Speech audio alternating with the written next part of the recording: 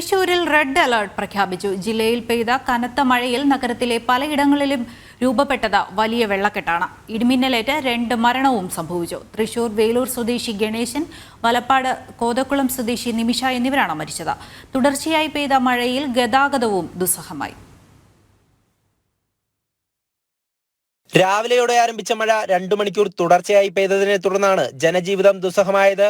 തൃശൂർ നഗരത്തിലെ വടക്കേ സ്റ്റാൻഡിന് സമീപത്തെ റോഡുകളിലും സ്വരാജ് റൗണ്ടിലും കൊക്കാലയിലും പൂങ്കുന്നത്തും വെള്ളക്കെട്ട് രൂക്ഷമായിരുന്നു.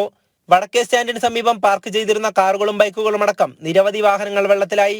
കടകളിലേക്ക് വെള്ളം കയറിയത് കച്ചവടക്കാരെ പ്രതിസന്ധിയിലാക്കി. പ്രധാന റോഡുകളിൽ ഗതാഗതക്കുരുക്ക് രൂക്ഷമായിരുന്നു. അശ്വിനി ആശുപത്രിയിലും നേരിയ തോതിൽ വെള്ളം കയറി. ആശുപത്രിയിൽ കഴിഞ്ഞ 2 ആഴ്ചക്കിടെ ഇത് 3-ാം തവണയാണ് വെള്ളം കയറുന്നത്. സമീപത്തെ വീടുകളിലേക്കും വെള്ളം കയറി. കുന്നംകുളത്തും ആശുപത്രിയിൽ വെള്ളം കയറിയിട്ടുണ്ട്. തീരദേശ മേഖലയിലും മലയോര പ്രദേശങ്ങളിലും അടക്കം ഇടിമിന്നലോടുകൂടിയ കനത്ത മഴയാണ് പെയ്തത്. ഉച്ചയോടെ മഴയ്ക്ക് ശമനമുണ്ടായെങ്കിലും ആശങ്ക ഒഴിഞ്ഞിട്ടില്ല. അതേസമയം ജില്ലയിൽ ഇടിമിന്നലേറ്റ് 2 പേർ മരിച്ചു. വേലൂർ സ്വദേശി ഗണേശൻ, വലപ്പാട് കോതകുളം സ്വദേശി നിമിഷ എന്നിവരാണ് മരിച്ചത്.